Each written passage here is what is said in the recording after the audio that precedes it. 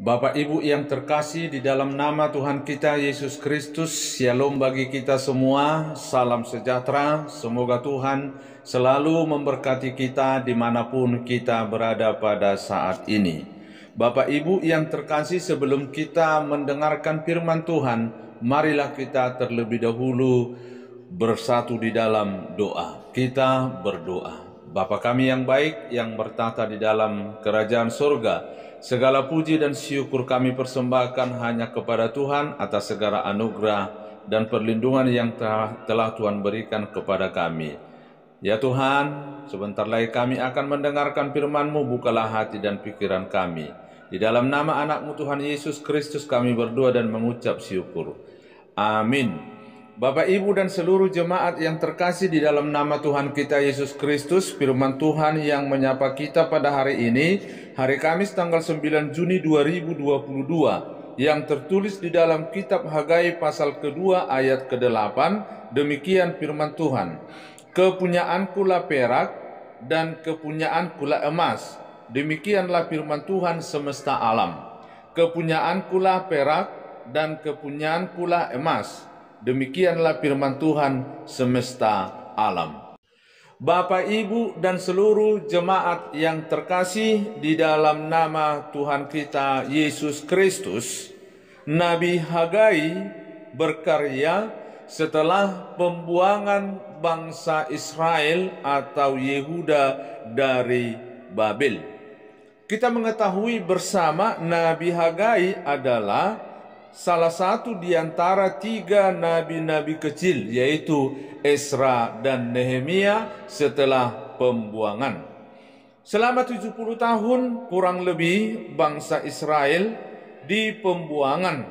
Setelah masa itu berakhir, Israel kembali ke Yehuda ataupun ke Yerusalem, yaitu untuk membangun kembali bait suci Allah di Yerusalem. Nah, di dalam proses pembangunan bait suci bangsa Yehuda banyak menghadapi tekanan dan juga gangguan-gangguan, di mana bangsa lain takut bahwa Israel nantinya menjadi bangsa yang besar, sehingga gangguan-gangguan, hambatan-hambatan itu terjadi di dalam proses pengerjaan bait suci. Nah, firman Tuhan menyatakan di ayat 5-6, kuatkanlah hatimu hai Zerubabel, di mana Zerubabel pada saat itu adalah sebagai pimpinan. Kuatkanlah hatimu hai Yosua bin Yozadak sebagai imam besar, dan kuatkanlah hatimu hai seluruh rakyat, Tuhan semesta alam akan menyertaimu. Intinya, Bapak, Ibu, dan seluruh jemaat yang terkasih, seluruh bangsa Yehuda, baik dari pimpinan hingga rakyatnya, diperintahkan untuk menguatkan hati, untuk mendengarkan firman Tuhan, supaya mereka jangan mundur, akan tetapi terus bekerja, jangan patah hati, akan tetapi terus maju untuk melanjutkan proses pembangunan bait suci. Tuhan berfirman di ayat 5 dan ayat 6 mengatakan, bekerjalah sebab aku ini menyertaimu, Rohku tinggal di tengah-tengah kamu. Inilah salah satu bentuk penyertaan daripada Tuhan kepada bangsa Israel pada saat memulai pekerjaan tersebut, agar mereka jangan ragu-ragu, agar mereka jangan bimbang, agar mereka jangan takut untuk mendirikan bait Tuhan, untuk mendirikan rumah Tuhan di Yehuda kembali. Sebagaimana penyertaan Tuhan juga yang tertulis di dalam perjanjian baru, Matius 28 ayat 20b. Aku menyertai kamu sampai akhir zaman. Nah, itulah yang menjadi sukacita. Itulah yang menjadi harapan bagi kita, dan itulah yang menjadi sumber kekuatan bagi orang-orang yang percaya.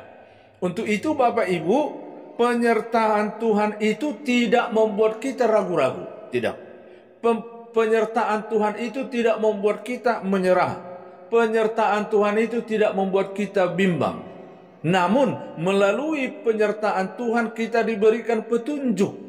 Kita diberikan kemampuan, kita dimandirikan untuk melakukan segala sesuatu demi kemuliaan nama Tuhan. Melalui penyertaan Tuhan, melalui kuasa Tuhan, kita digerakkan, kita disuruh, kita diberikan tugas dan tanggung jawab oleh Tuhan, supaya lagi jangan mengandalkan oleh orang-orang tertentu, supaya jangan lagi mengandalkan kuasa-kuasa tertentu yang ada di dunia ini, namun mengandalkan kuasa Tuhan yang tetap memberi berkat, yang tetap membimbing, yang tetap memberikan semangat di dalam hidup kita. Bangsa Israel pada saat itu bekerja untuk membangun Tuhan, membangun rumah Tuhan, bekerja untuk mendirikan bait suci, hingga bait suci tersebut sebagai tempat persembahan kepada Tuhan. Nah, Bapak Ibu yang terkasih di dalam nama Tuhan kita Yesus Kristus, apakah yang dapat kita lakukan sebagai bukti cinta kita atas pemeliharaan bait suci, tempat kita berdoa kepada Tuhan, tempat kita bernyanyi kepada Tuhan, tempat kita memohon kepada Tuhan, tempat kita bersekutu dan mendengarkan firman Tuhan? Apakah yang kita dapat lakukan untuk gereja sebagai persembahan kepada Tuhan? Nah, bermacam talenta yang diberikan Tuhan kepada kita. Ada yang pintar bernyanyi, bermusik, dan yang lain sebagainya. Nah, itu harus kita tunjukkan demi kemuliaan nama Tuhan. Bagi orang yang memiliki materi, dia juga harus mempersembahkan materinya sebagai persembahan kepada Tuhan, sebab itu semua adalah bersumber daripada Tuhan. Demikian tenaga dan juga waktu. Pokoknya segala sesuatunya marilah kita berikan kepada Tuhan demi kemuliaan nama-Nya. Karena dengan cara kita memberi yang telah diberikan Tuhan kepada kita, baik talenta, materi, tenaga maupun waktu, berarti kita sudah berpartisipasi, kita sudah berperan untuk mendirikan bait Tuhan demi kemuliaan. Kita sudah turut serta membangun bait suci sebagai tempat kita bersekutu untuk memuji nama Tuhan. Marilah Bapak Ibu, kita membangun dan memuliakan Tuhan melalui pekerjaan-pekerjaan di tengah-tengah gereja. Amin. Kita berdoa. Terima kasih Tuhan, kami telah mendengarkan firman-Mu pada saat ini. Berkatilah supaya menjadi kekuatan bagi kami dan kemuliaan bagi nama-Mu. Di dalam satu hari ini Tuhan, berkatilah kami di setiap aktivitas kami. Di dalam nama anak-Mu Tuhan Yesus Kristus kami berdoa dan mengucap syukur. Anugerah Tuhan kita Yesus Kristus, kasih setia Allah Bapa, dan persekutuan Roh Kudus menyertai kita semua. Amin. Demikianlah firman Tuhan yang menyapa kita di pagi hari ini. Tuhan Yesus memberkati kita semua. Horas.